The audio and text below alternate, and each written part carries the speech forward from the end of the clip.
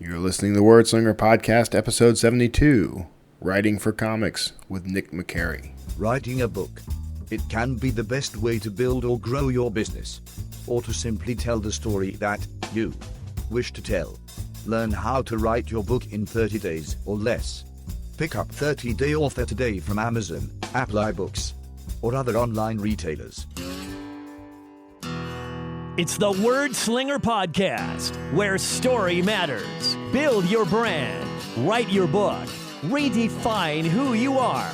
It's all about the story here. What's yours? Now, here's the guy who invented pants optional, Kevin Tomlinson, the Wordslinger. Wordslinger. Hey everybody, this is Kevin Tomlinson, the Wordslinger, and thanks for tuning in again. You know, I'm actually kind of happy right now because I'm back in the United States. I spent all of last week in Toronto, in Canada, and it was a great experience. Toronto is actually a really cool city, and I don't think I ever quite realized just how dense the population was there, and how much there was to do in the area, and I'm looking forward to going back there someday. My wife and I spent just a week there. We were there 5 days while she did did some training with her company. I spent time writing and meeting people and exploring the area around Toronto, mostly in Newmarket, Newmarket, Ontario, actually. Sorry about that. We Americans, we get confused because I don't think you guys really refer to those as states in Canada, and we don't quite understand. We don't understand what it is. Maybe someone will educate me. I'm sure someone will. You'll slap me down. Anyway, I really enjoyed Canada, much more than I really thought I would, and it's not that I had low expectations. It's just that everything I ever see about Canada is filtered through American TV and movies, and it doesn't always make it look appealing. And so we didn't know quite what to expect on our way up there, but we were very pleasantly surprised. It was a great trip. So thanks, Canadians, for making a great country. I loved all of you. I can't wait to get back. Actually, we're gonna probably mosey up that way again at some point when we have a motor coach. So all that said, thanks for tuning in again for another interview here. Now, before we get to it, this is a great interview, actually. I'm talking to Nick Macari, and he's a comic book writer. He's a graphic novel writer, and he's been doing this for a while. It was great to talk to someone who works in that industry. Now, I've talked to Jonathan Mayberry a while back, who also writes for comics. I'm strangely and oddly connected to a lot of people in the comic book industry. I don't know why. Maybe it's because I've always wanted to write for comics myself, and I've always kind of sniffed around and introduced myself. Who knows? But I'm very excited to start talking to more people in that industry, because it is something that's kind of on my bucket list to write for comics. And I'm kind of trying the we'll call it the Neil Gaiman approach, where I write a bunch of stuff that I really enjoy writing, and once I've got to a level where I maybe can kind of ask a favor, I'll try to get into the comic book writing world. I may try my hand. I've written a couple of comic scripts here and there in the past, but nothing all that serious. I've never gotten anything published, so we'll see what happens. We'll see. It's weird how connected I am to that industry, though. So I will be talking to Nick in just a minute. Before we do that, just a little housekeeping. You're probably used to it by now, but I do have a Patreon campaign, and I do have this very lofty goal to get us up to about $5,000 a month, which is, I think, attainable. And I want to, by the way, thank, I got a new contributor, Garrett Robinson, who was a guest on the show. Thank you, Garrett, for, chunking in. Every little bit I get from this campaign helps. He also came along with some advice about how to improve that. I am going to add some incentives. Sorry they're not there already. It's just taken me a while to kind of figure things out and get it all together. But if you are a Patreon supporter, a patron of the show, I am definitely looking at some incentives I can offer you. So even though they're not there yet, they will be there. And I take suggestions. So feel free to email me. Go to wordslingerpodcast.com. you can click on the button there that says Patreon. It's right there I changed it. I've been talking about this forever. How I wanted to change it from support me or whatever. It never felt good. So I just changed it to Patreon. We'll see how that works out. For those of you who may be confused, it's in the menu bar. You can also, on the Wordslinger Podcast website, which is wordslingerpodcast.com, you can see it, big giant Patreon logo. So click on that. As little as $1 a month would be very helpful. I'm not even kidding. I mean, we're moving towards a big goal, and just like writing a book, getting towards big goals can happen in little tiny incremental stages. So bear with me as I figure some things out. I appreciate your support in every way that you give it. Just listening to the show is support enough. If you do enjoy the show, I would really appreciate it if you'd go and rate us and rank us on iTunes and Stitcher.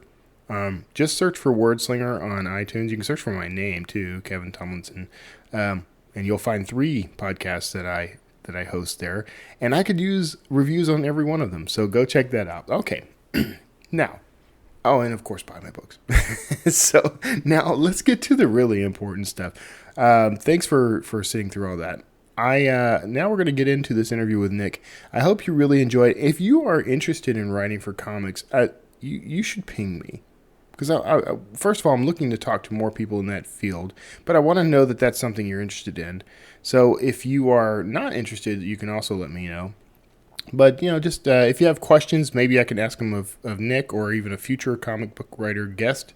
And I'm also looking for suggestions for other, industries I can peek into. You know how I am. So anyway, thanks for tuning in. Oh, by the way, one last quick thing, and I swear we're getting to the interview. This past week, I have spent the entire week, every single day this week, I've written a new short story on my blog at kevintumlinson.com/blog. So if you are looking for just a little tidbit of something to entertain yourself or whatever, go check those out. The reaction to those has been huge. I really was not expecting it, and I kind of just did this on a whim, no pre-planning or anything. So literally every day I've sat down this week and written a new short story. And the most recent one, now this show goes live tomorrow morning from my perspective, Friday morning, but the most recent the most recent blog post today is a short story called The Brass Hall, which is a little different than most of what I've written, but it ties in with a new book I'm working on called The Coelho Medallion. So for the first time, you'll actually get to see kind of a prequel of a book that I haven't even released yet. So go check that out. I'd love to hear your feedback on it, and if you like it, comment, and share what you liked about it, but also share that with your friends and family, because I'm trying to build that audience and get people to be a little more aware that I'm a fiction author. So you help out a lot. Okay, now enough about me. Let's get into this conversation with Nick Macari. I'm sorry, I did it anyway. I wrote a note so that I wouldn't do that, but his name is Nick Macari, not Nick Macari. Sorry, Nick. So let's talk to Nick and let him speak for himself. See you after the interview. Hey everyone, thanks for tuning in. Today I'm talking to, first, before I introduce him, I wanted to say real quick, there's always been a dream in my heart, since I was a tiny little lad, to work in comics. And I always wanted to write comics, oddly enough, because, most of the time people just want to draw comics. I did that too, but I've always had a fascination with the comic book world. I've connected to a lot of comic book writers. And today I'm talking to Nick Macari, who is an active working comic writer. He's also the author of a book called I'd stumbled over it right away, The Working Writer's Guide to Comics and Graphic Novels. Sorry about the stumble there, Nick. I'm glad you're on the show, man. Well, now that I think of it, it is kind of like a bit of a tongue twister. The Working Writer's Guide to Comics and Graphic.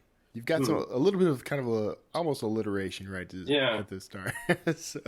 So tell me a little bit about the book. Like, what are the roots of that? This book. Thanks for having me. First of all, appreciate it. Always, anytime. This book came around for a very specific reason, actually. Even though I've been writing for a really long time, I'm always, anytime I see a book on writing in the bookstore, I'll grab it. I've got most of the comic writing books. You know, I'm always Yeah. looking to refine my craft. And what I noticed was that most of the time when you grab a book, even when it's a book specifically for writing comics, like 90% of it is not on writing comics.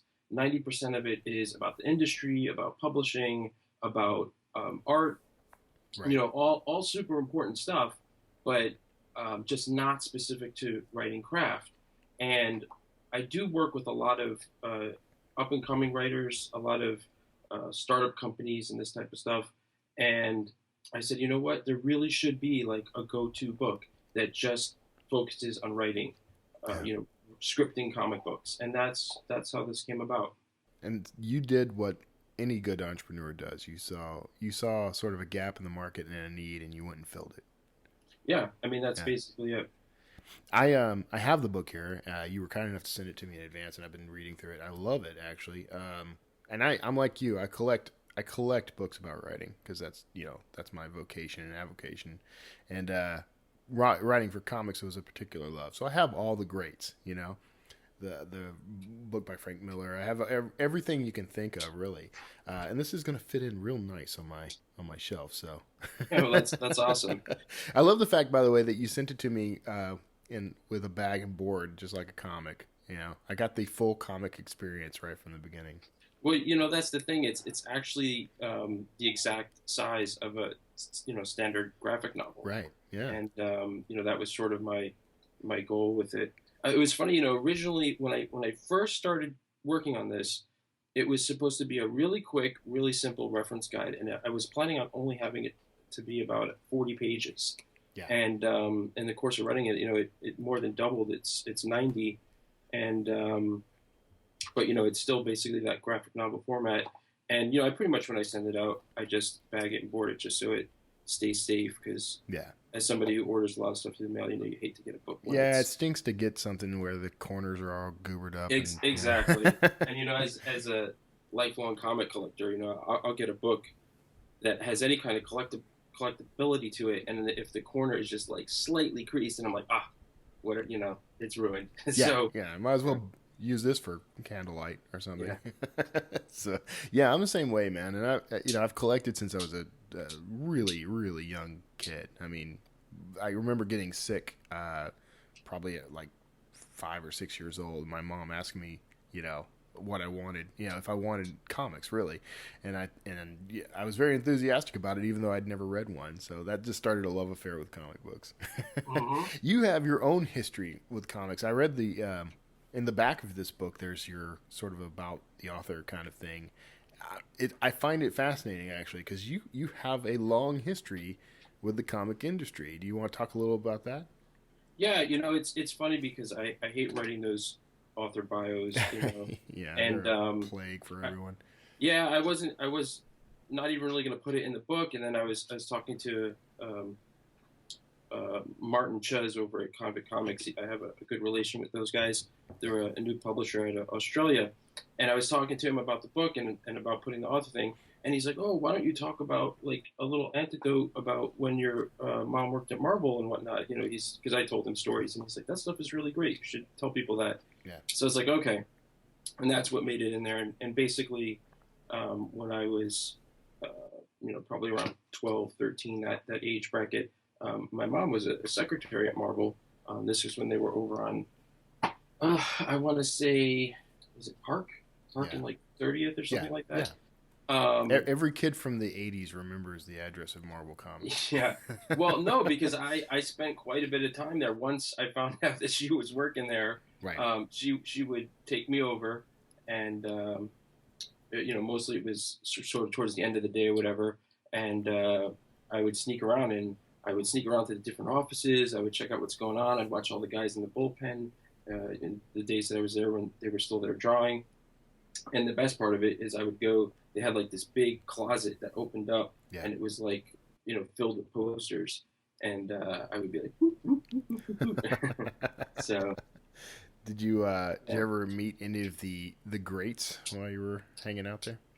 I met a lot of people when I was there. But I was 12 or 13, so I really wasn't. They didn't make an impression. Like the names weren't already. Yeah, and yeah, the names. I mean, like I didn't meet Stanley. Yeah. He's somebody that I actually never shook his hand. But I met a lot of the guys that were there, and I met a lot of the corporate guys because as my mom was a secretary, she was working directly with the business side of stuff. Right. So I met a lot of guys that were kind of in the business behind the scenes, and those names, of course, just flew over my head. Right. But no, it was good times. It was fun times, and it definitely I had already been collecting comics since like every other kid at the time since I was like 4 or whatever. But seeing how it all worked, and it really kind of pulled the curtain back, and it was like this is actually something people do. It's not like magic. So I was like, oh, this is awesome. I talk about that moment a lot. Actually, I just did a talk at a school on Friday about it was like a career day, and I talked about the moment where I read a book and had that sort of spark, that realization that people write books, and I'm a people, so I could write books, and so it's that's that sort of pivotal moment in a writer's career, I think, when you realize that human beings are putting these words on the page. Yep. That's it. So how influential do you think that experience was in getting into writing then? I mean, was that the catalyst, or were there other factors? I don't think it was a direct point where it was like, okay, now go write comics. Right. Because like I said, I was probably 12 or 13 when that was going on, and I didn't really start to get into comics as far as the writing thing until like a bunch of years later. Yeah. And actually, this probably is going to hurt my career here, but I was really big into Dungeons and Dragons when I was a kid, and I was, of course, the dungeon master, writing all the stories. Right. And I had been doing that since I was like 8 years old. So I had literally like filing cabinets full of writing, fantasy writing. Yeah. That was before the whole mom working at Marvel thing. So I can't really say that was like a point to really push me into it, but definitely looking back, it was like I said, it pulled back the curtain.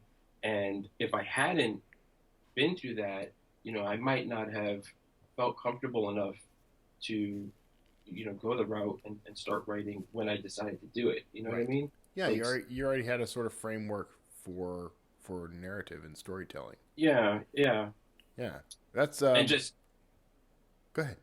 No, I just could say, and just realizing, like, since I was exposed to it, that I knew for sure, like, well, this is something really anybody can do if they focus on it.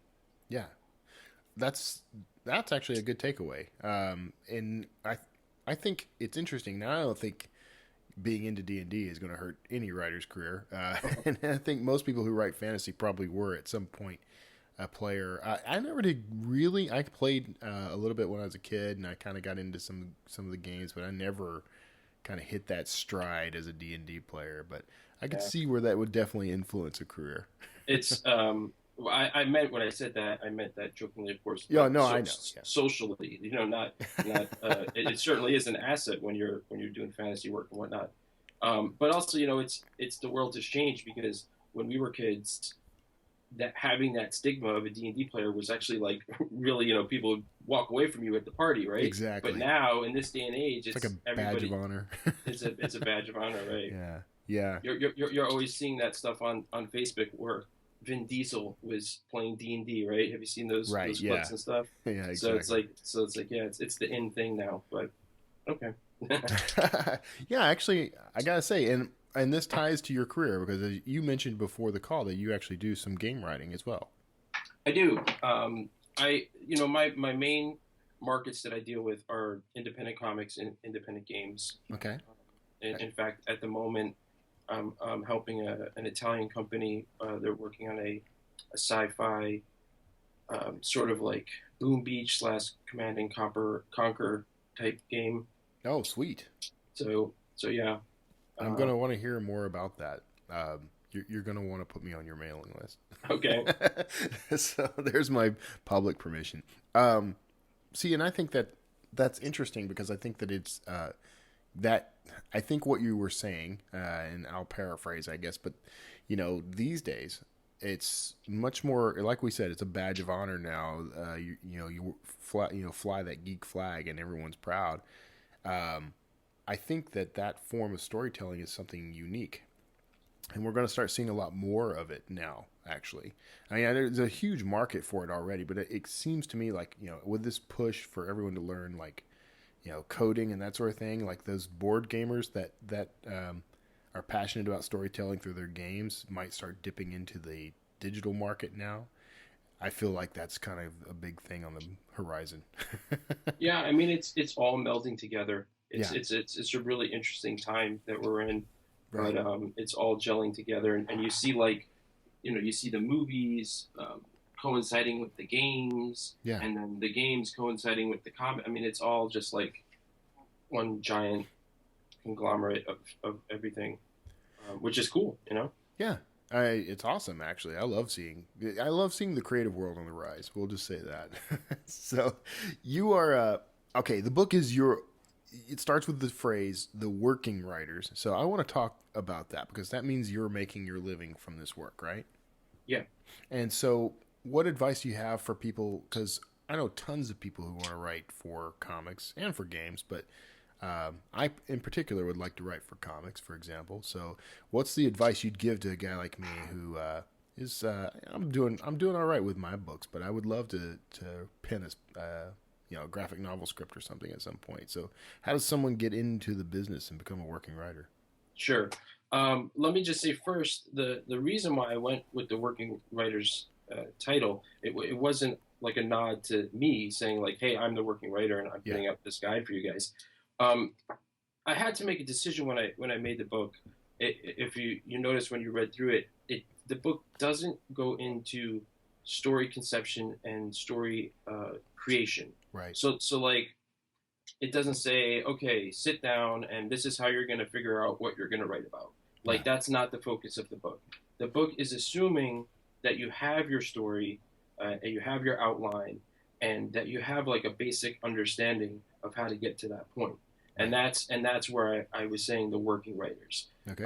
The reason why I did that is because I figured this is really targeted exactly towards people like yourself, writers, established writers, people who have a knowledge of writing, Hmm. but just don't have the knowledge of what is necessary to take that into the comic format, right? Right. Right. So when I put the book together, I didn't want to sit there and write 40 pages of how to discover your story because I know that guys like you are going to have 30 books on your shelf on Right. how to get to your story, right? So like I didn't want to reinvent the wheel. Okay.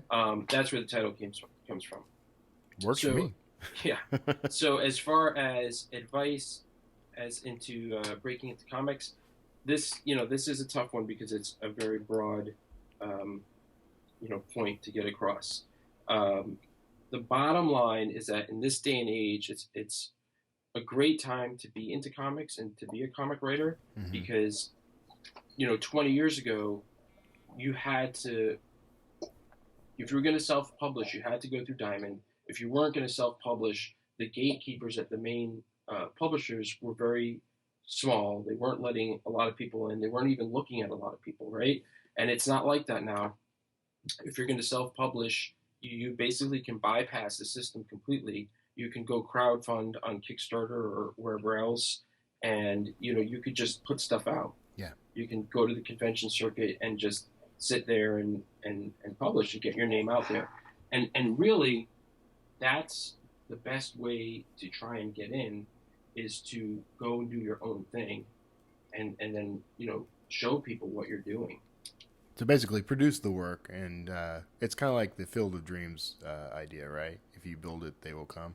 Yeah, I mean, basically, you know, a lot of times people want to hear, and it's kind of there's a bit of a bias because if you're an artist, you can send your artwork to basically all the publishers. They're Yeah. always looking for like a new great artist, right? Right. But if you're a writer, like Marvel and DC, those big guys, like they don't even take writer submissions, like unless it's changed as of the last few days or something. Right.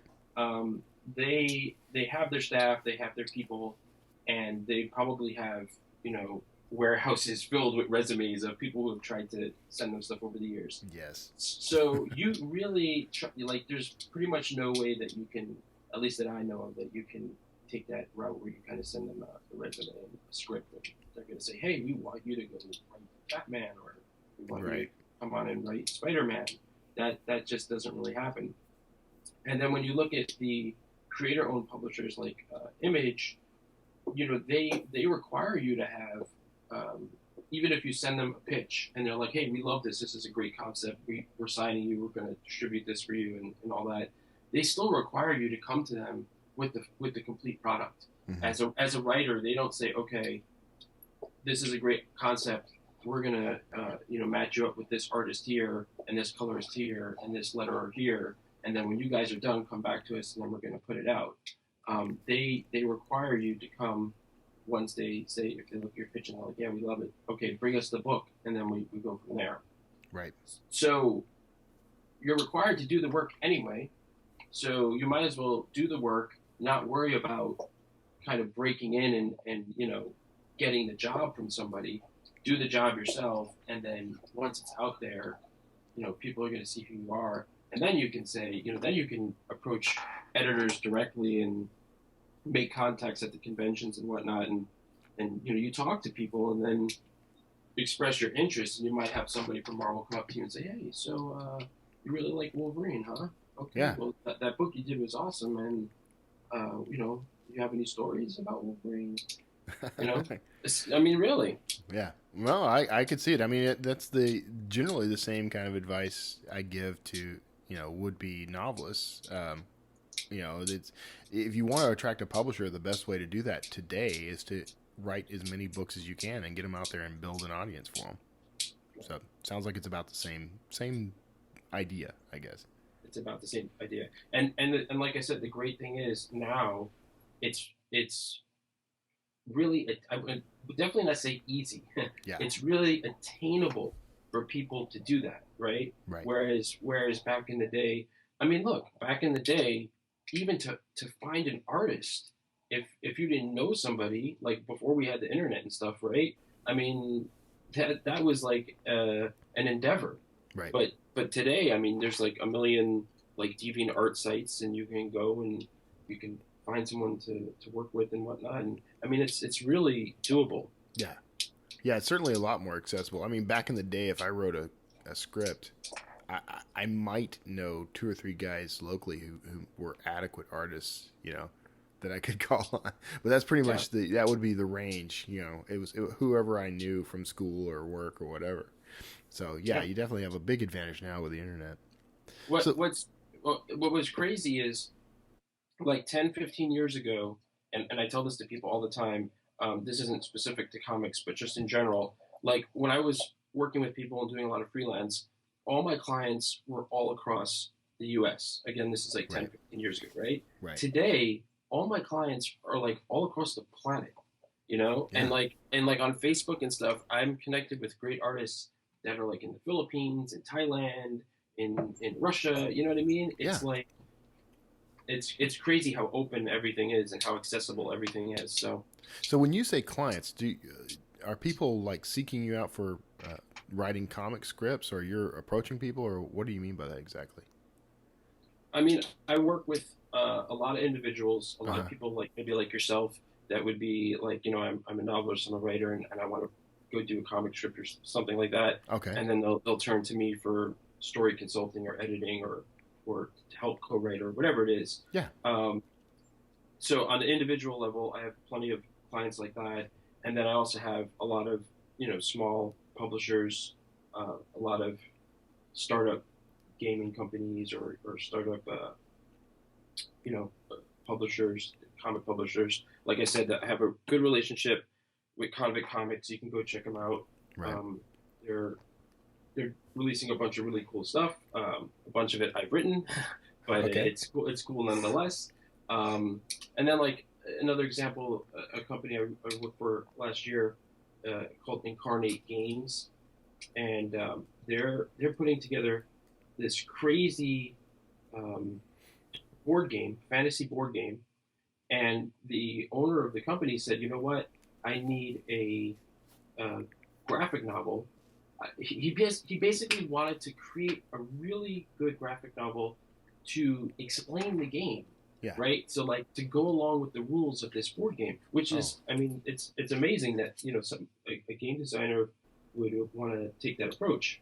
Yeah. So he hires me to help him with to write the script and help him refine the story, and then he gets Renee DeLiz and Ray Dillon to do the art. Wow. Of course, that she's done or they have done The Last Unicorn, yeah, and Peter Pan, and she's got the new Wonder Woman series out. I mean, she's a fantastic artist. Yeah. So yeah, that's a great project. Well, what did you say the name of the comic company was? Before you mentioned Incarnate Games. Sure, Convict. Convict. Okay. Yeah, because they're out of I believe Melbourne, and it's kind of a little nod to the original colony of convicts there over Australia. Yeah, that's funny. Yeah, I'm sure they love being reminded that they were formerly a penal colony all the time. I didn't name them. I didn't have nothing to do with that. That was wash my hands of that one. I hear you. So okay, so you've mentioned now a couple of times that your client base is global. So does that mean that one of the problems, as I see it, I don't know where you're located actually. Are you in New York City? I'm not. I'm originally from New York, but I'm in New Hampshire now. New Hampshire. Yeah. Here's the thing. I live in just outside of Houston, Texas. Okay. It's not easy for me to even get out of Texas, much less go to conventions in, say, New York or LA or anywhere like that. So, for the writer who wants to be a comics writer, is it essential that they, migrate to these places, or is this something that they can now do remotely, much more easily? I mean, I think definitely you can, as a writer, you can pretty much work from anywhere. Yeah.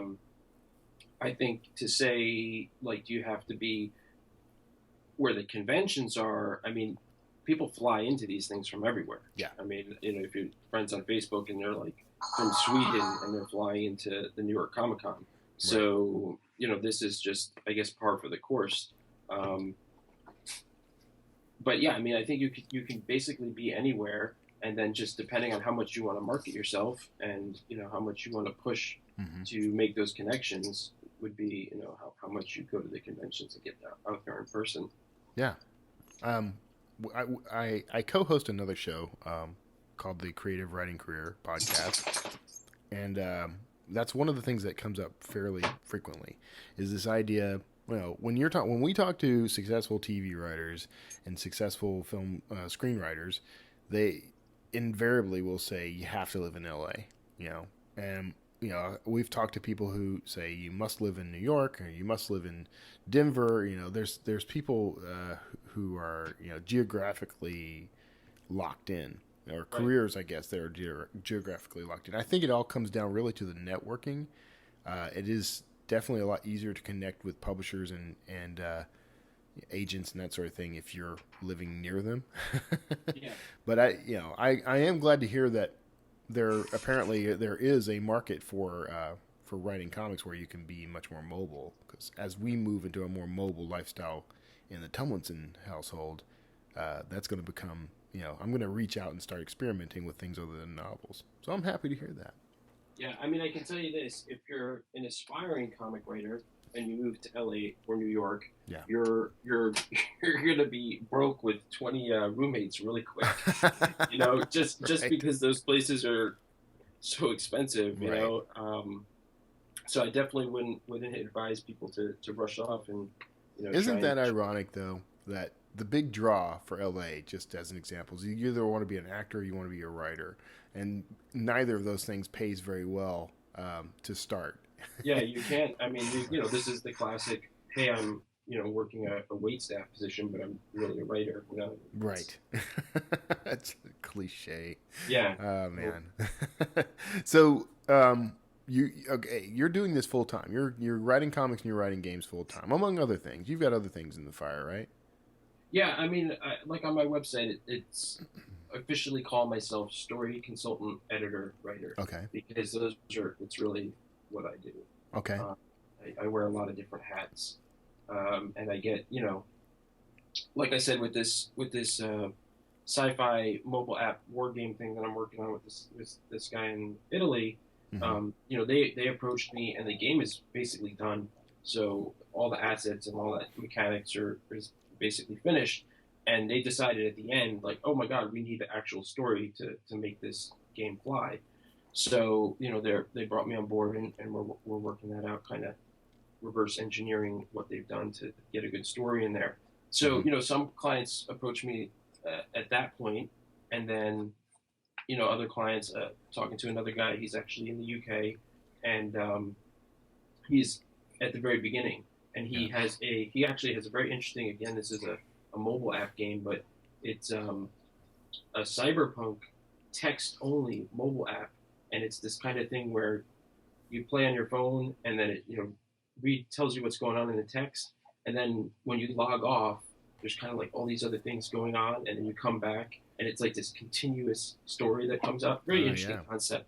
Yeah. Um, but Augmented anyway, reality kind of stuff. kind of, Almost. yeah, exactly, augmented reality kind of stuff, and again with that, like he just has his rough concept, and he's like, wants to bring me in at the beginning to really help him establish, uh, where it's going to go. So all different things, different hats, different parts of the project life cycle. Yeah. That's what I do.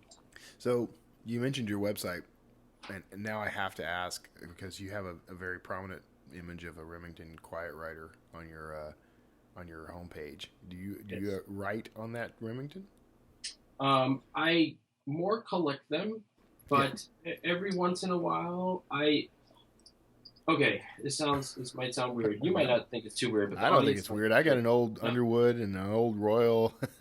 So I had a thing ever since I was a little kid, where when I would write those Dungeons and Dragons adventures and write other stuff my whole life, right? Hmm. The pencil, each pencil or each pen had magic mystical properties. Okay. So basically, what would happen is I would start to write something, and it would be crap, and it would just not inspire me. Whatever. Okay, next pen, whatever. You write another project. You get a good project where you write something really good, and all of a sudden that pen is more than just a pen, right? So I kind of feel. I mean, to this day, I still work the same way. I have right now in front of me. I have a little blue Buddha pen. It's got the Buddha on top of it, Uh-huh. and this is a very special pen. I will write good things with this pen. So I feel the same way with these typewriters that I collect, because they all work. I mean, they all work. Right. When I get them, I make sure that they're still in working order. And if I'm working on something and I'm having a really tough time, yes, I might go to the typewriter and Yeah. start typing away and see what happens. Because That's that's what I'm trying to say. They all have this mystical thing about them. Dude, I completely love that entire story actually, because it's like wands from Harry Potter. Like this one contains this story idea. Exactly. That's But pretty I mean, cool. seriously, if you think about it, like that Quiet Writer that you saw. I mean, that's what was that, from the '60s or something like that, Something right? like that. Yeah. I think. So I mean, that's like it's been typing for 60 years. I mean, okay, maybe it was in someone's closet for a bunch of years, but Yeah. you know what I mean? Like, it has such a history, and there's what have people done on it? Crap, maybe that was at Marvel Comics at some point. Who knows? I don't know. Wow. So I don't know. I'm into those. Yeah, no, I'm the same way, man. Like I said, I have an old Underwood that I picked up at a flea market that I got working again. I have a very cool like '60s era Royal portable typewriter in the case and everything, and Mm-hmm. They don't serve a practical purpose for me in my career really, but I am tempted to take that Royal and go set up at Starbucks sometime and just hack away on something. You know what? If you did that, I bet you would meet some really fun people. I bet I would. Actually, I thought about doing that as a marketing ploy. Just go sit in Starbucks. I even thought about putting an Apple sticker on the back of the case, so that when it was open, it looks That's like funny. an Apple typewriter, and That's funny. just have like stacks of my books or cards or something there, so people could connect with me. Just promise me, if you do that, you'll wear suspenders and like a cigar. I'm in, man. Yeah. I'm in. I don't know if you see my little profile picture on Skype there, but I love to sport the bow tie and Yeah, dark rim nice. glasses and everything. So that brings up an interesting topic, by the way. I wanted to talk to you about marketing, like how you're marketing your, not just your book, but your work in general. Like, how are you finding the clients? How are you promoting your books and your comics? Like, what do you do to market yourself? I mean, that's a good question. I've been doing this for so long that really most of my stuff is word of mouth. Yeah. I did make a couple of good contacts on Elance, but Elance has gone the way of the dodo, and It merged it's with, it's yeah, Upwork now. it went with Upwork, and Upwork has ugh. And, It's we could do a whole episode on that. seriously, you could do a whole episode of that. It's just yeah, okay. So yeah, it's mainly a lot of word of mouth. As far as the book, I've got just kind of the typical stuff that you would do for a book. Your social media. I haven't really, I haven't really paid for any big marketing services, or I haven't done any kind of big, what do you call it, blitzes of newsletters or Yeah. press releases or anything like that. I mean, to be honest, it's been pretty low key. It's just been social media, doing a couple interviews like this, and then I'll be taking it to the convention circuit this year. Yeah. So that's pretty much the extent of it. Do do you pretty much frequent the conventions? Mm, I haven't. One of the interesting things is, even though I do this full time, and I've been doing it full time for years. I don't work for Marvel. I don't work for DC. I don't work for any of the big guys like that. Yeah. But working for these smaller companies, I have no control over when or if stuff that I produce gets published. Right. So for instance, the Convict Comics, we actually, I think we finished the big one, the Ned Kelly book. I think we finished that in 2014, and it's just now that was actually a big 140-page graphic novel, and they've been releasing it in parts on Comixology and Drive Through and whatnot, and I think they're up to the second or the third part. So when I work with people, I don't know when it's coming out. I don't know. I don't control that, and as such, I don't really have a big body of work to go on the convention circuit with. So I really haven't been doing that. And in fact, this year I'm actually looking to probably come back and do my first creator-owned property. Since I had my business back in the late '90s when I produced the books then. So basically, this is like 20 years later, and this year will probably be that. Do you think? I want to ask you about this, and you can feel free to tell me you don't want to answer. I don't know if this is a touchy subject or not, but did you publish this book on CreateSpace? I didn't. Okay. Because I was going to ask about that, because I think they have a format like this, and I was considering using that for if I ever actually produced something like this, I might use CreateSpace. So I was going to get your opinion. What did you use? Do you mind sharing that? As far as the actual publisher or the actual printer, I mean. Well, it was printed in Canada. Oh, okay. By Macari, I believe the name of the company was. Okay. And I mean, it was just set up by hand. I had some help with the design work, but it was set up by hand using InDesign. Okay. So yeah, I mean, just like any kind of standard book or whatever would be done. Would you? I don't. I think you're saying that you don't typically. Your projects aren't typically like the entire graphic novel or anything. So you're not doing end-to-end production of a graphic novel. You're writing it with someone else, and they do all the production side. Yeah, I mean, like in the late '90s, I had my own company, and I was producing books myself. Right. So I was taking, not drawing. I can't draw to save my life, but I was in charge of writing the stuff and then taking the artists and putting it all together and putting it out there, right? Right. But in the last few years, since I haven't been doing my own work, I basically have been just hired on as a contractor, to write and pass the script and this type of thing. Mm-hmm. I mean, perfect example. I did a script for a graphic novel for a publisher in China, Mm-hmm. and it was actually I enjoyed the script a lot. It was kind of like a Stephen King's Christine about a possessed car, but Okay. it was takes place in Shanghai, and it's all connected to that kind of culture. But I did that, delivered the script, and just never heard from it again. So Bummer. I assume that at some point somebody's going to do something with it, but Right. this is the life of a mercenary. You know what I mean? Yeah. You don't know. It's pay for play, and I was a copywriter for most of my career, 20 some odd years, and it's the same idea. Like sometimes I'm hired to write something and then I never see the end result. So that's the writer's life. That's what it is. It's unfortunate too, because sometimes you write something, you're like, I cannot wait to add this to my portfolio, and but it's only going to work if you've got that final product. Like just showing the script or just showing the the ad copy or something like that doesn't have the same impact. Yeah. So I- go ahead. No, I'm sorry. I was just gonna say it is what it is. That's part of being a writer until you're established enough that you can pick and choose your projects and get paid, well enough that you can, only kind of do your own thing, like whatever you want to do. Right. I mean, that's the life. You do what you need to do. So how do you organize your time and manage your projects? I just try not to use Facebook all day. That's what I say on that. Right. I mean, really. I mean, that's the honest answer. Yeah. I've got a lot of cork boards. I've got a lot of dry erase boards.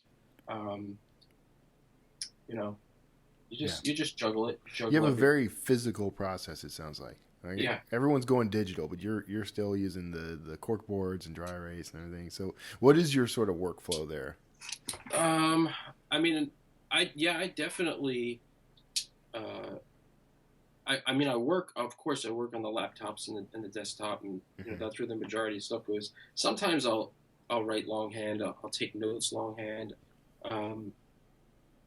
But yeah, the majority of it is digital. And then the cork boards. I mean, those do help you stay organized. Right.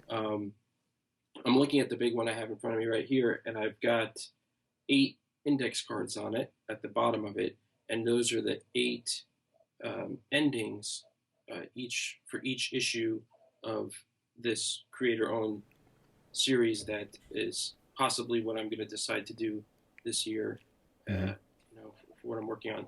So you do stuff like that. Post up the cards, keep track of what you're doing. Mm-hmm. I might throw up something that's like, hey, you make sure you get this done tomorrow for this person, or don't forget. Right. Yeah, I mean, there's not really like a set thing that works that you do for everyone. Well, and we know that you use magic pens and pencils. Yes. Do you have though any like computer software that you fall back on? Sadly, yeah. I mean, sadly, the truth is, Microsoft Word is pretty much what I would do most comic scripting in. Yeah. I hate Microsoft Word. Yeah. I actually I'm Mac based. Yeah, same here. Yeah. I hate Microsoft Word. In fact, this morning before we took this call, I was doing some editing and it crashed. And of course, as a writer, you save, and back up. But it still crashed while I was in the middle of doing stuff, and it's always a pain and annoying when it does that.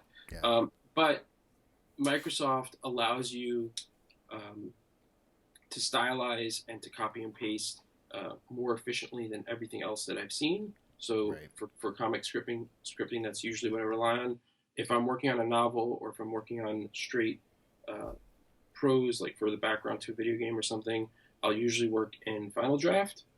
Mm-hmm. And then I usually get pulled out of Final Draft anyway because the client wants it in Word. Right. So, but I do like Final Draft. Yeah. It's pretty good to use. Microsoft Word is that 800-pound gorilla you can't avoid. Like, yeah. I wish I spent the majority of my career using Microsoft Word and hating it the entire time.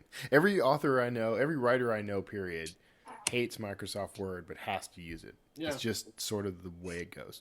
You'd think somebody would, fix it and do. I mean, what I'd really love to see is I'd love to see like a dedicated comic script, plugin or something. But I don't know, whatever. Do you do like a 2-column or 3-column kind of script, or how do you do comic scripts? I have actually a few pages in the book that talk specifically about format. Yeah, I was just looking at that actually. Yeah, I discuss a little bit like why, like if you write a screenplay, there's a very strict format you have to use. Yeah. If you write a manuscript, there's pretty much a strict format that you have to use. I don't understand really why comic books don't have any standard format. Standard format, yeah. Yeah, I mean, the movie industry is bigger than the comic industry, right? So you can't tell me like it's too big of an industry with too many people. I don't know. Yeah. But anyway, in the book, I break down my format, what I use, what I've developed over the years from pulling from different places, and it works really well. And it's really clean and it's fast, and that's the biggest thing. You want something. You don't want to have to sit there and like stumble over the format, because that takes away from your time actually writing the script and your focus there. But yeah, that's all done in Word. And the only other program, real quick, is the Scrivener or Scrivener. I don't know how you pronounce it. Scrivener, yeah. Scrivener, well, yeah. That's okay. I'm just going to confess. That's how I and most people I know pronounce it, but that may not be the right way to pronounce it. I use that for story structure. Yeah. Because that program lets you have like 30 different kind of pages in there to jump around. Right. And I sort of just compile all my notes and do all my story structure in that program. And I found it pretty useful for that. And it's I think it's like $20 or something. So that was a no-brainer. Yeah, that's the go-to software for people in my industry now. Although I will confess, I migrated over to Ulysses because Scrivener, for whatever reason, is never going to release an iPhone or iPad app. Mm-hmm. And I've started writing my books. I'm writing almost exclusively on Ulysses on the iPad now. Just because it's ultra portable, it backs up automatically. I can pick it up from any of my other devices. So interesting. I don't know if it would work for comics or not, but it might. Yeah, I'm not too savvy on the new technology stuff. Yeah, I can't stand that they took away my keys from my phone because I'm always doing it wrong. I'm like, make calls, and the few times that I make calls, I'm calling somebody and I'm getting like a dry cleaner because I get the number wrong. And it's like, that never happened to me when I had my regular phone with the buttons. Yeah. I could dial the phone in my pocket without looking because I knew where the buttons were. But now with the touch screen, I don't know. But anyways, that sounds Ulysses. I'll write it down. I'll check it out. Maybe you should check it out. I'll make sure I put it in the show notes too, since everybody just got it. Just got a glimpse of it. I love it. And I'm not going to, do a whole huge plug for it, but it definitely replaced Scrivener for me, which if anyone who has been listening to this show for any length of time knows that I was a huge Scrivener fan, did not want to migrate from it, but just am so tired of waiting for the iPad version. So that's me. All right. End of plug. So, We're at the end of our time, so I'm going to go ahead and wrap up. But I really appreciate you being on the show. This was a great interview. Of course, this is something that I'm interested in. And there's that adage, by the way, and I live by this, that if I really wanted to write comics, I already would have written comics. So maybe I will start wanting to write comics. I'm very interested. I don't follow that. I don't agree with that at all. Yeah, but I think life is timing, and sometimes. It takes so long time for that timing to come through. But go ahead. No, it's good. That's fine. I can appreciate that. Life is timing. Yeah, I'm saying don't give up just because you haven't done it. Just do it today. You hit me with the adage, well, I'll hit you with the other one. It's the Chinese one that says the best time to plant a tree was 50 years ago. The second best time is today. That's brilliant. I like it. All right. Well, then today, everyone, you can go out and start planting some trees. If you are interested in writing for comics, I highly recommend it. I have looked through and read this book. This is now on my bookshelf. I have an exclusive bookshelf with just writing for various forms of media. Comics has its own little section. So this joins some pretty notable titles, actually. But you can pick up, and let's see if I can get all the way through it without stumbling. The Working Writer's Guide to Comics and Graphic Novels. Much easier to say in my head than to say out loud for some reason. You'll be able to find a link to that in the show notes. If you're interested, you can find it on Amazon. Is it available in other formats as well? Nick? It's not. It's only available in book format this time. I haven't done a digital version of it yet. Okay. I think this is the best way to get this book, though, in my opinion. I mean, I don't know if I would want to pick this up as a digital per se, other than to just have it as a reference. But yeah, I think if you're really looking for a guide, you need something that you can manhandle in the real world. Yeah. You need to be able to see the illustrated examples in the book, and I'm a person that loves to use highlighters and just mark the crap out of whatever I'm working on. So yeah, I can't do that. All right, everyone, make sure you check out the show notes for links to all of Nick's stuff. You can find him online at Nick Macari. I almost said Macari, sorry. NickMacari.com. And you can also find him on Twitter and Facebook. You'll find links to that in the show notes. He's at Nick Macari13 on Twitter. So thanks again, Nick, for joining us, and I really appreciate it. This is a great interview. And awesome, man. Yeah. We'll definitely keep in touch, man. Will do. All right. Thanks, Kevin. Thanks. And everyone else, stick around for the wrap-up after the interview. Well, that was my interview with Nick Macari, and I'm glad you were able to tune in for that. I hope you got something good out of that. I really enjoyed it, actually. And this whole idea, I love the idea of writing for comics. I've been a comic book reader my whole life, really. I mean, ever since I was old enough to read. I got sick one day, and my mom asked me, if she could bring me some comic books to read. And she asked what kind I liked, and I had no idea. I had never read comic books to that point, so I said superheroes because, I asked her what kind there were, and she gave me Richie Rich and Casper and that sort of thing, but then she said there were comics that featured Spider-Man and other superheroes, and I was all over it. I wanted Spider-Man. I was a huge Spider-Man fan even back then, so anyway, memories. So thanks for tuning in again. And I'm sorry I'm doing that swallowing thing again. It's been a rough one. So anyway, we're going to go ahead and wrap up. I want to let you get back to your regularly scheduled life. I do appreciate you tuning in. Once again, please, if you are enjoying the show, please go to iTunes, especially iTunes, but iTunes, Stitcher, anywhere where you have found and listened to this show, and leave me a review. On iTunes, you can leave, it's a little complicated, but if you go search the iTunes store and find the Wordslinger podcast, you can actually click on customer review, I think is the name of the button, but you'll have to look around for it. I'm sorry. It's just they made it difficult, but if you'll leave a review and just say what you like about the show, that's all you really have to say, and click a number of stars. I like 4 and 5. Those are good numbers for me, but you'll help the show be discovered by more people, and then help more people. And that's kind of the goal of the whole thing. You can also support this show through Patreon, as we discussed earlier. You can go to wordslingerpodcast.com, click the Patreon button, and as little as $1 a month would really help me sort of work toward that bigger goal.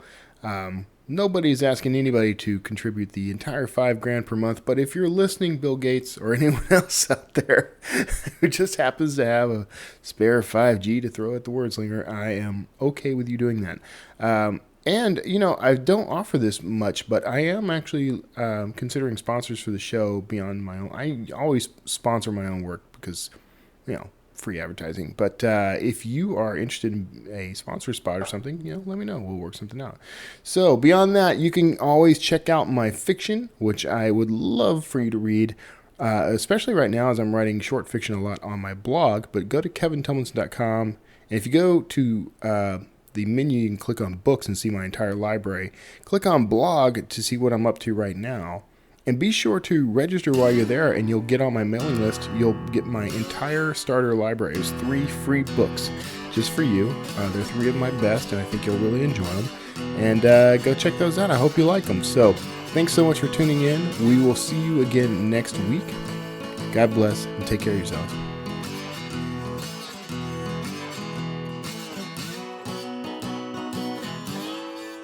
Word Slinger.